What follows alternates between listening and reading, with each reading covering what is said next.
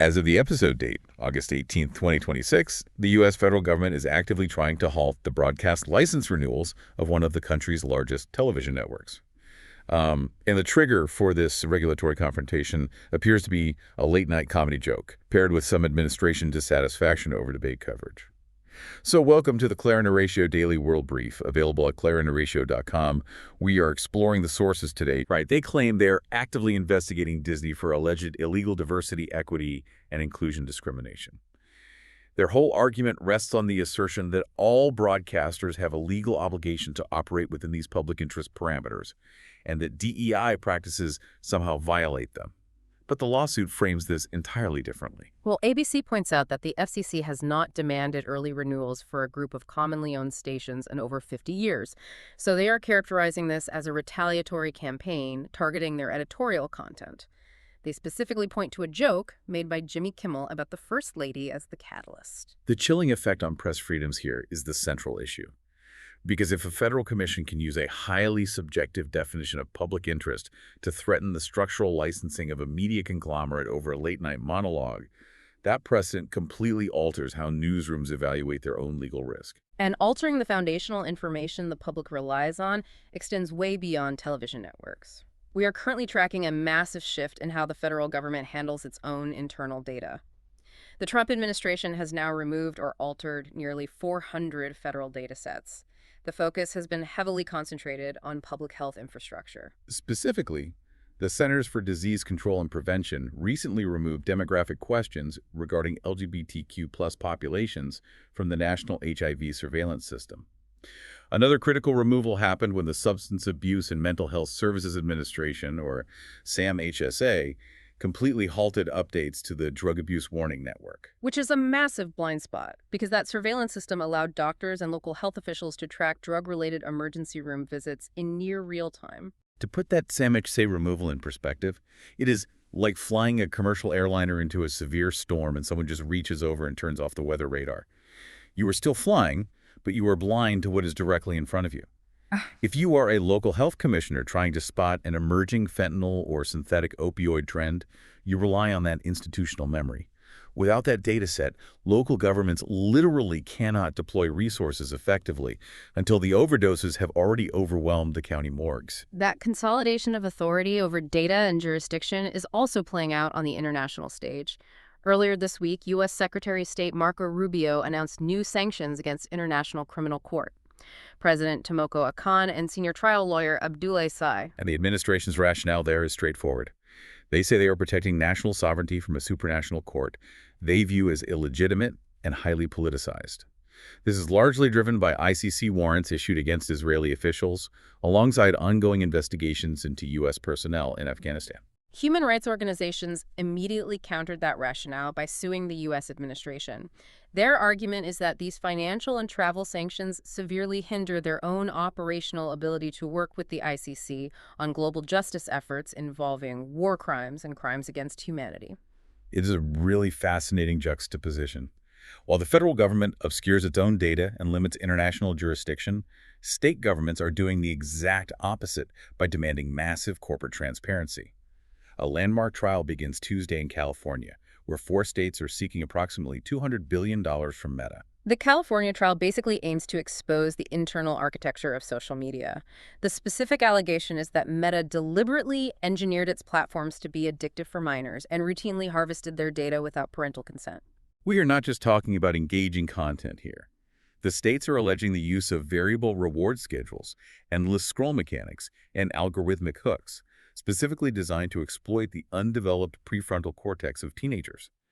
The states want to open the black box of corporate algorithms to understand exactly how those engagement metrics are prioritized over adolescent mental health. That friction between state-level consumer protection and corporate opacity translates across totally different cultural contexts globally. Consider how public sentiment is being actively managed in China right now. Following the Tuesday cremation of former Premier Zhu Rongji, President Xi Jinping's government aggressively censored public mourning. You have a state apparatus treating nostalgia as an active political threat. Nostalgia is deeply threatening to the current Chinese administration because mourning Zhu's 1990s reform era easily morphs into a critique of current economic stagnation. Zhu was famous for his deadpan humor and highly candid communication style. He once famously called rogue, corrupt bankers half-wits in public. That era of rapid economic growth, dynamic reform, and entry into global trade stands in glaring contrast to the current, rigidly choreographed leadership style, facing much slower growth, youth unemployment, and plummeting house prices. Economist Zhao Jian captured that sentiment perfectly in an essay. He noted that in Zhu's era, people were properly poor, but life was, as he put it, sustained by hope. That psychological distinction is crucial. Being poor but believing your children will be wealthy is entirely different from being middle class but watching your real estate investments evaporate under a rigidly controlled system. And unsurprisingly, that essay highlighting the loss of hope was swiftly removed from WeChat by state censors. But while China suppresses digital dissent, civic pushback in South Asia is actually forcing tangible institutional change. The Pakistan Supreme Court exercised a direct judicial check on state power by ordering jailed former Prime Minister Imran Khan to be transferred to a hospital to save his failing eyesight. This demonstrates the judiciary maintaining its independence against a military-backed government. And simultaneously, in Jharkhand, India, a remarkable 16-day student hunger strike forced the government to cancel compromised civil service recruitment exams. The students refused to back down, following widespread, credible allegations of leaked test papers and manipulation, which eventually forced the state to concede. But when you look at regions where the civic space has been entirely dismantled, the economic consequences are structurally devastating. A Tuesday report from the International Labor Organization reveals that female labor force participation in Afghanistan has plummeted to just 5.1% under the Taliban. Excluding half the population from economic activity does not just oppress women, it systematically cripples the nation's baseline resilience. This is happening precisely as millions of Afghan immigrants are being forced to return from Iran and Pakistan, placing unimaginable strain on an already collapsed job market. Before we look at how economic disenfranchisement is playing out in the West, for more daily briefings, brain candy explainers, and classic audiobooks, visit clarineratio.com. That concept of economic disenfranchisement connects directly to the escalating wealth gap in the U.S. and Europe. A coalition of progressive academics, spurred by the G20's recent inequality report, is actively pushing for the creation of a UN International Panel on Inequality. They are arguing that extreme, entrenched inequality is not a natural accident of the free market, but rather a deliberate policy choice turbocharged by decades of financial deregulation and tax loopholes. The resistance to those redistributive policies from the ultra-wealthy is immense and, well, incredibly well-funded. In California alone, billionaires, including Sergey Brin, are currently spending $100 million to defeat a ballot measure that proposes a 5% one-off wealth tax. They are pouring vast fortunes into maintaining a system of financial opacity. Contrast that billionaire secrecy with the emerging financial culture of millennials and Gen Z.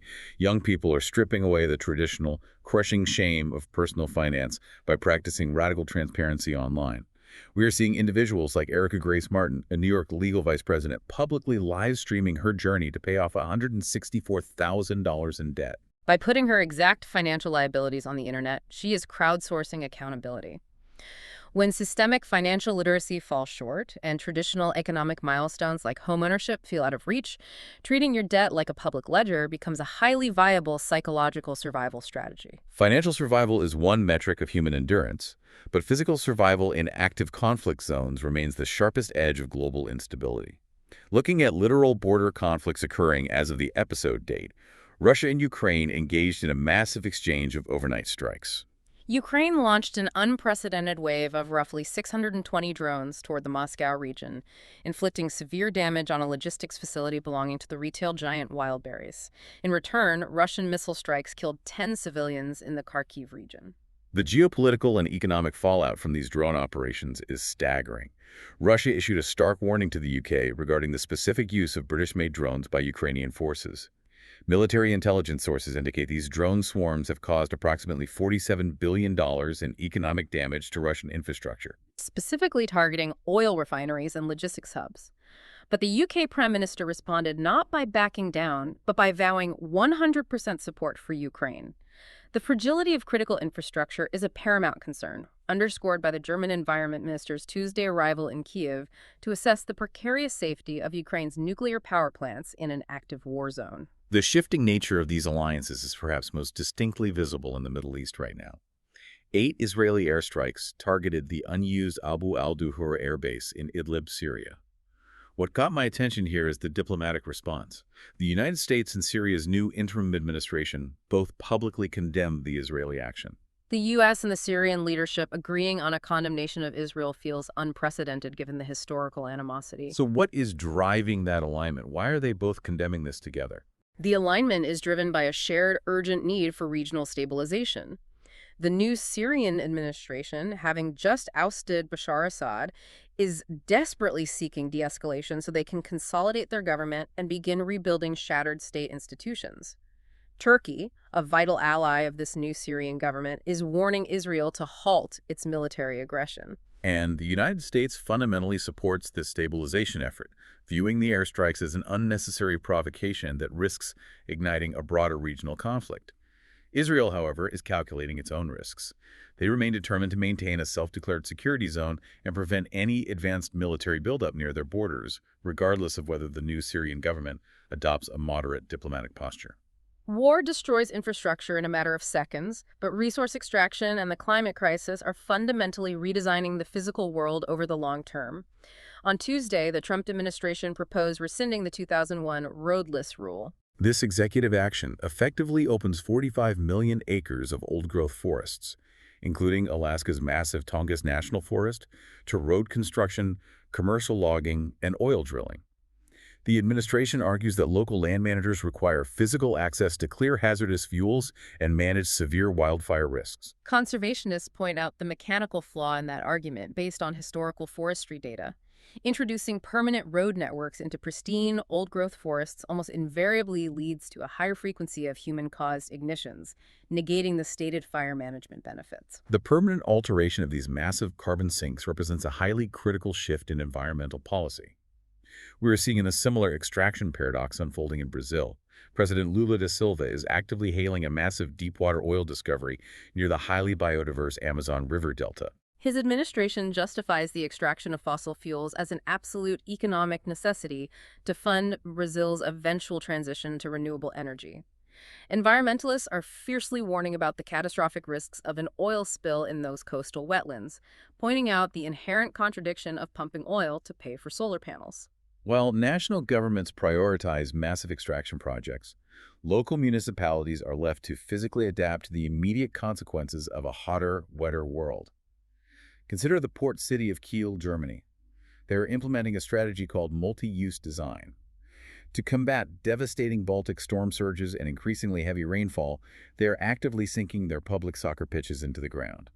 By lowering the elevation of the recreational fields, Kiel is essentially building massive urban sponges.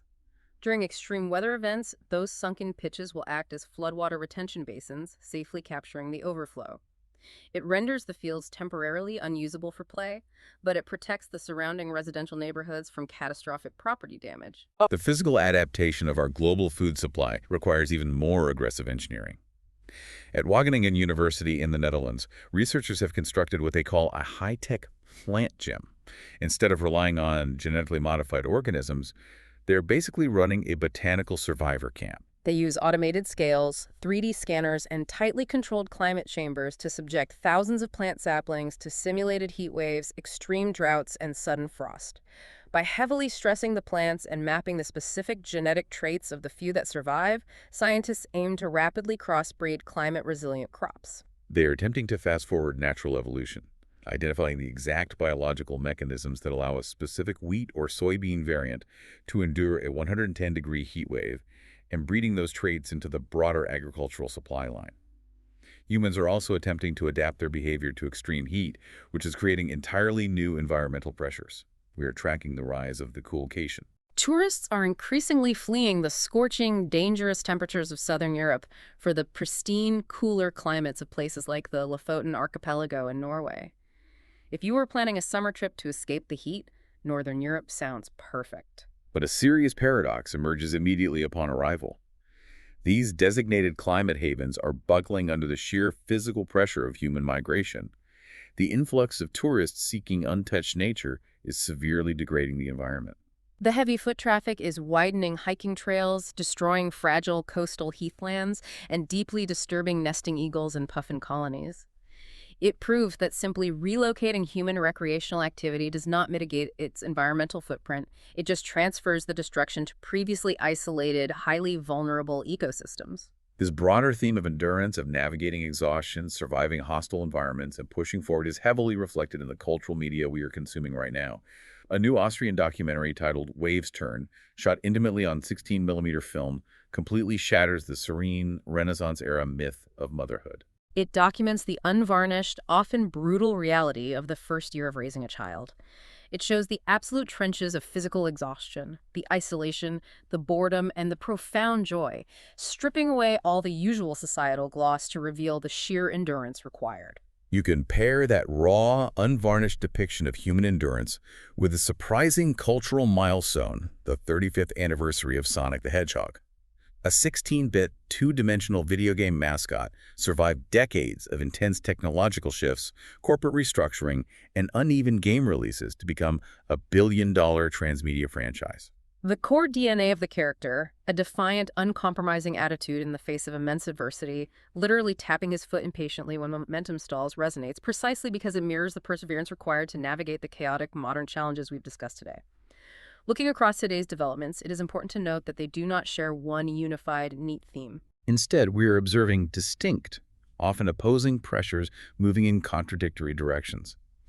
You have massive institutions, from the FCC to the Chinese state, frantically attempting to consolidate control over public information, digital algorithms, and physical borders. Simultaneously, the physical environment and private citizens are forcing radical, uncomfortable adaptations from the bottom up, whether through new flood infrastructure, shifting global migration patterns, or civic protests demanding accountability. Which brings us to a final thought to consider.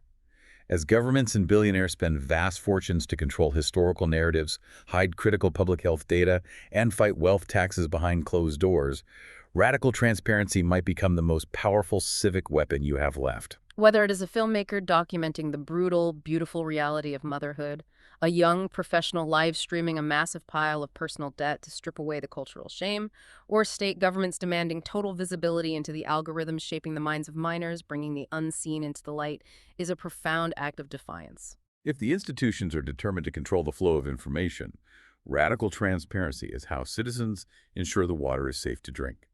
Thank you for joining us for the Claire and Horacio Daily World Brief.